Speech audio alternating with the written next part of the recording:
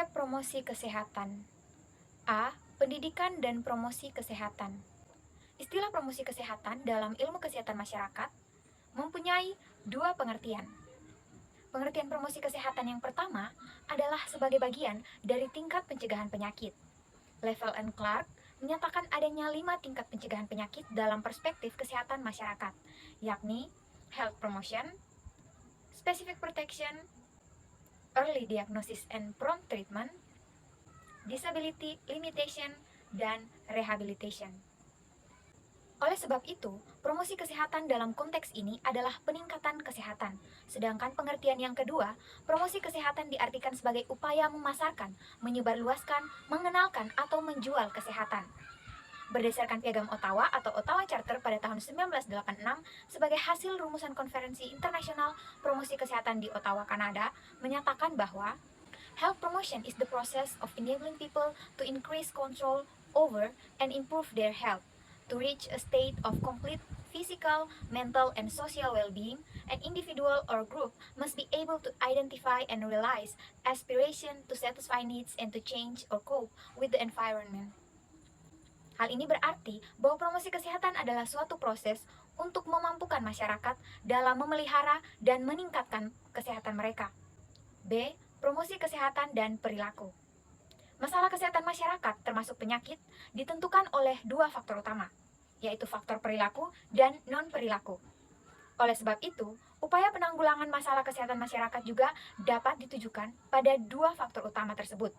Upaya pemberantasan penyakit menular, penyediaan sarana air bersih dan pembuangan tinja, penyediaan pelayanan kesehatan, dan sebagainya adalah upaya intervensi terhadap faktor fisik. Sedangkan upaya intervensi terhadap faktor perilaku atau non-fisik dapat dilakukan melalui dua pendekatan, yakni pendidikan.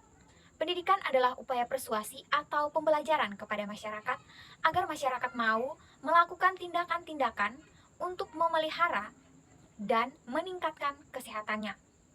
Yang kedua, paksaan atau tekanan.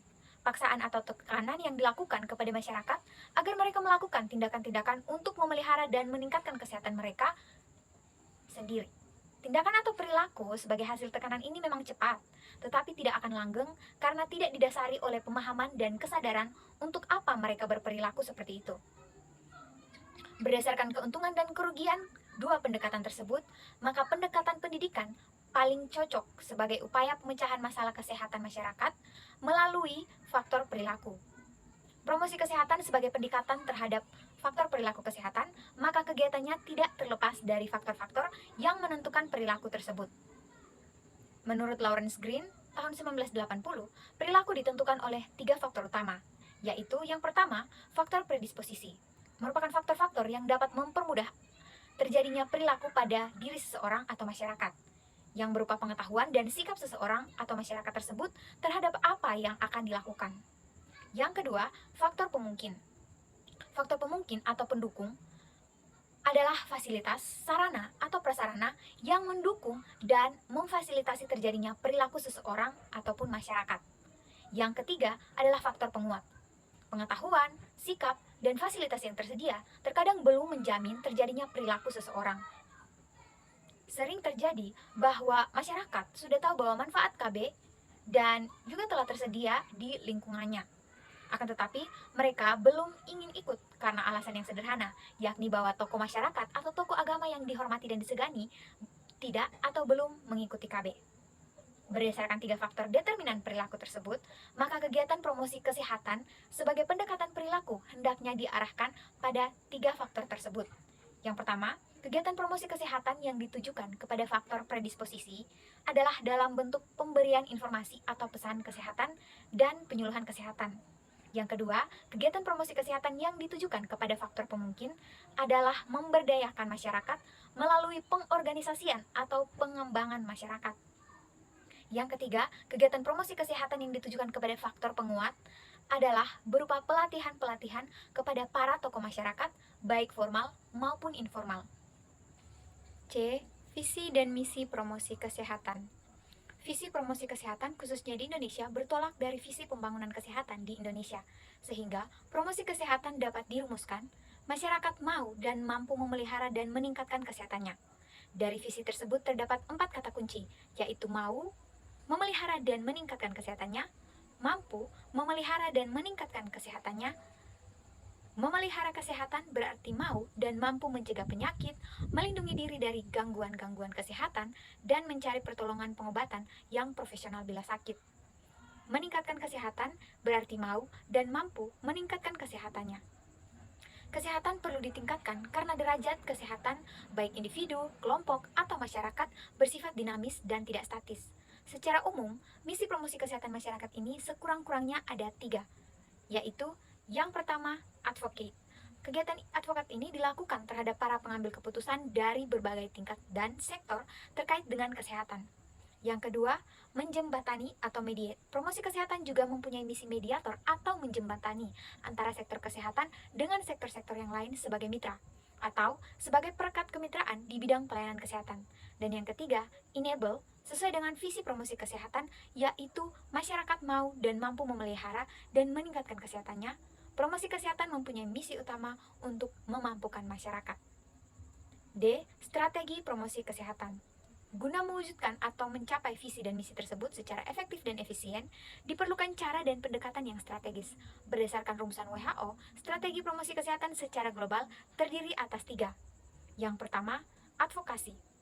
Advokasi adalah kegiatan untuk meyakinkan orang lain agar orang lain tersebut mau membantu dan mendukung terhadap apa yang diinginkan.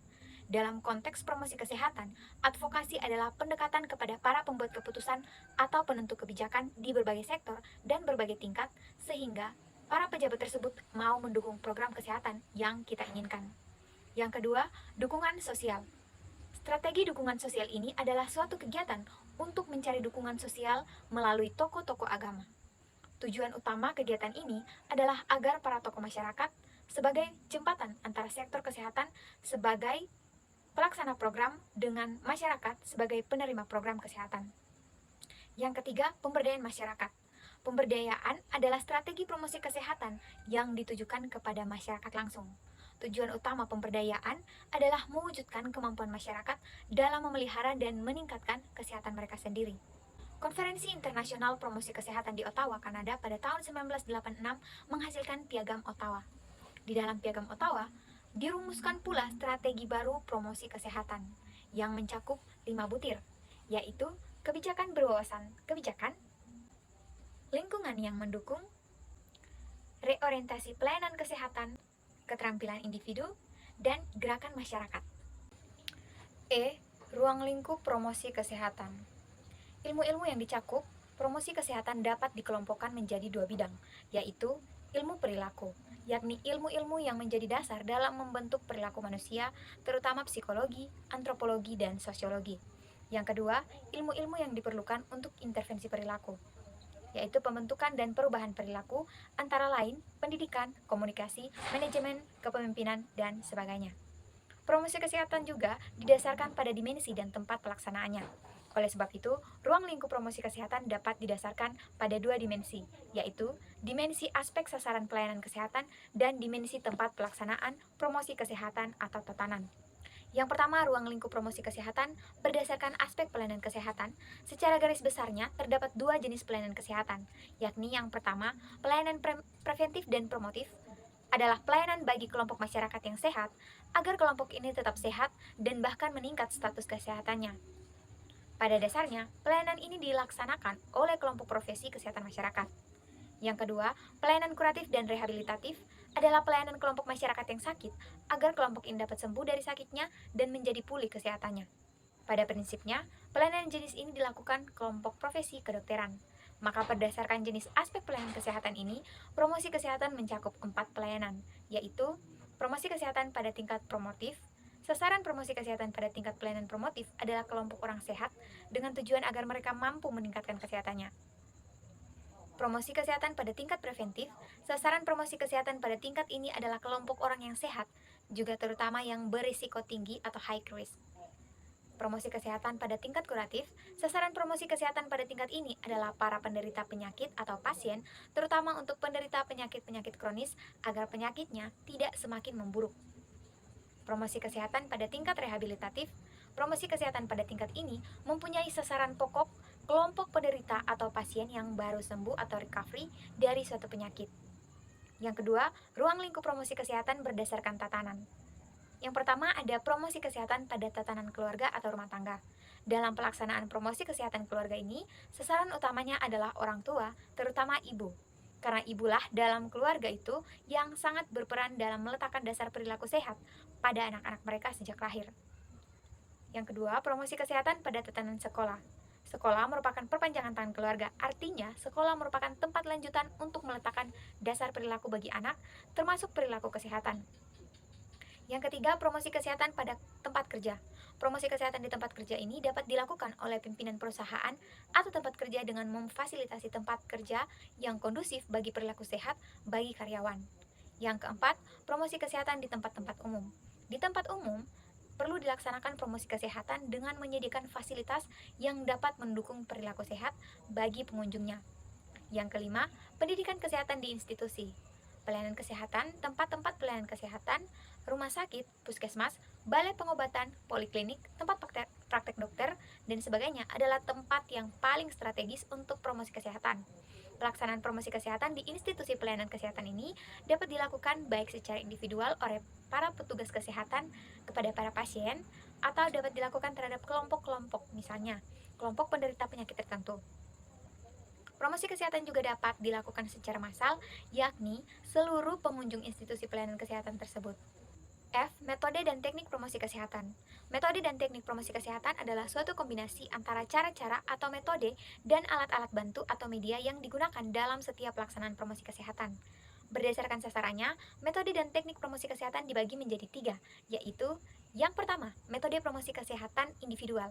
Metode ini digunakan apabila antara promotor kesehatan dan sasaran atau kliennya dapat berkomunikasi secara langsung, baik itu face-to-face maupun melalui sarana komunikasi lainnya. Yang kedua, metode promosi kesehatan kelompok. Teknik dan metode promosi kesehatan kelompok ini digunakan untuk sasaran kelompok. Sasaran kelompok dibedakan menjadi 2, yakni kelompok kecil yang terdiri atas 6-15 orang dan kelompok besar dengan anggota 15-50 orang.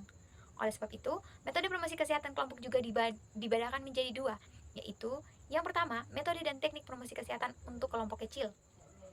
Misalnya, diskusi kelompok, metode curah pendapat, bola salju, bermain peran, metode permainan simulasi, dan lainnya.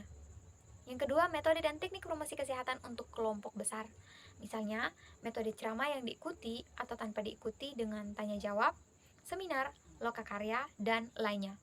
Yang ketiga, metode promosi kesehatan massal. Apabila sasaran promosi kesehatan adalah massal atau publik, maka metode-metode teknik promosi kesehatan tidak akan efektif. Karena itu, harus digunakan metode promosi kesehatan massa. Metode dan teknik promosi kesehatan untuk massa yang sering digunakan adalah ceramah umum, penggunaan media massa elektronik, penggunaan media cetak, dan juga penggunaan media di luar ruangan.